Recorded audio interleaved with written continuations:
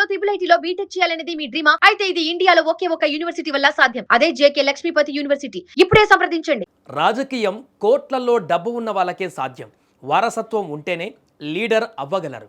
Background లేకపోతే కనీసం ward member seat కూడా దక్కదు. అవును, సాధారణ ప్రజలకు రాజకీయం అనేది ఎప్పటికీ అందని ద్రాక్ష లాంటిదే అనే నమ్మకం మన సమాజంలో బలంగా నాటుకుపోయింది. కానీ తమిళనాడు రాజకీయాలు ఇప్పుడు సరికొత్త చరిత్రకు వేదికయ్యాయి. డబ్బు ప్రవాహం, అంగబలం, అర్ధబలం ఉన్న హేమాహేమీలను కాదని పిల్లలకు పాఠాలు చెప్పుకునే ఒక సాధారణ ట్యూషన్ టీచర్ ఏకంగా ఒక రాష్ట్రానికి మంత్రిగా ప్రమాణ స్వీకారం చేశారు. తమిళనాడు ముఖ్యమంత్రి విజయ్ కేవలం ఒకే ఒక్క నిర్ణయంతో ఒక సామాన్య మహిళా శక్తిని సింహాసనంపై కూర్చోబెట్టారు. అసలు ఎవరి కమలి? ఒక సాధారణ టీచర్ నుంచి మంత్రి వరకు సాగిన ఆమె అద్భుత ప్రయాణం ఏంటో ఇప్పుడు చూద్దాం. తమిళనాడు రాజకీయ ముఖచిత్రాన్ని మార్చేస్తూ సంచలన విజయం సాధించిన దళపతి విజయ్ నేతృత్వంలోని టీవీకే పార్టీ ఇప్పుడు పాలనలో తన మార్కు చూపిస్తుంది. ఈ ఏడాది మే 10వ తేదీన ముఖ్యమంత్రిగా విజయ్తో పాటు కేవలం 9 మంది మాత్రమే మంత్రులుగా ప్రమాణ స్వీకారం చేశారు. అయితే తాజాగా సీఎం విజయ్ తన క్యాబినెట్ను విస్తరిస్తూ మరో 23 మందికి మంత్రులుగా అవకాశం ఇచ్చారు. ఈ 23 మందిలో ఎంతోమంది విద్యావంతులు, సామాన్యులు ఉన్నారు. కానీ వీరందరిలోనూ ఇప్పుడు సోషల్ మీడియాతో పాటు తమిళనాడు రాజకీయ వర్గాలలో ఒకే ఒక్క పేరు మారుమోగుతుంది. ఆమెనే అవినాశి అసెంబ్లీ నియోజకవర్గం నుంచి గెలిచిన నారీమణి కమలి. ఏ రాజకీయ నేపథ్యం లేని ఒక నిరుపేద కుటుంబం నుంచి వచ్చిన మహిళ. చేతిలో కోట్లు లేవు, వెనక నడిచే బలగం లేదు. రోజువారీ జీవితాన్ని గడపడానికి, పిల్లలకు విద్యాబుద్ధులు నేర్పడానికి ఒక చిన్న గదిలో ట్యూషన్ టీచర్గా ప్రయాణాన్ని ప్రారంభించారు. చుట్టుపక్కల ఉన్న పేద పిల్లలకు తక్కువ ఫీజుతో రూపాయి ఆశించకుండా పాఠాలు చెబుతూ ఆ ప్రాంతంలో మంచి పేరు తెచ్చుకున్నారు.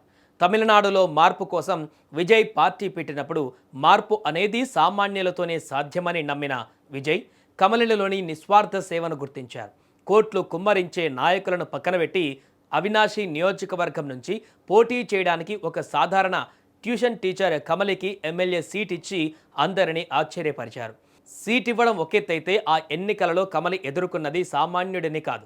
దేశ రాజకీయాలలో చక్రం తిప్పిన మాజీ కేంద్ర మంత్రి హేమాహేమి నాయకుడైన ఎల్ మురుగన్ను ఆమె ఢీ కొట్టాల్సి వచ్చింది.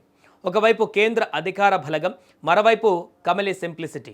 అసలు ఈమె గెలవగలదా అని విమర్శించిన వాళ్ళ నోళ్లు మూతపడేలా ఫలితాల రోజు అవినాశి నియోజకవర్గ ప్రజలు సరికొత్త తీర్పిచ్చారు.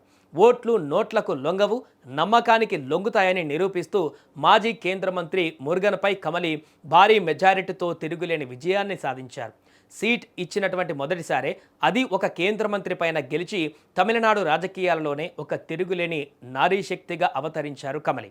ఈ విజయం కేవలం కమలిది కాదు, ప్రజాస్వామ్యంపై నమ్మకం ఉంచిన ప్రతి ఒక్క సామాన్యుడి విజయం. కేంద్ర మంత్రిని ఓడించి అసెంబ్లీలో అడుగుపెట్టిన ఈ ట్యూషన్ టీచర్ ప్రతిభను, ధైర్యాన్ని సీఎం విజయ్ మరోసారి గౌరవించారు. తాజాగా జరిగిన కేబినెట్ విస్తరణలో కమలికి ఏకంగా మంత్రి పదవిని అప్పగించారు.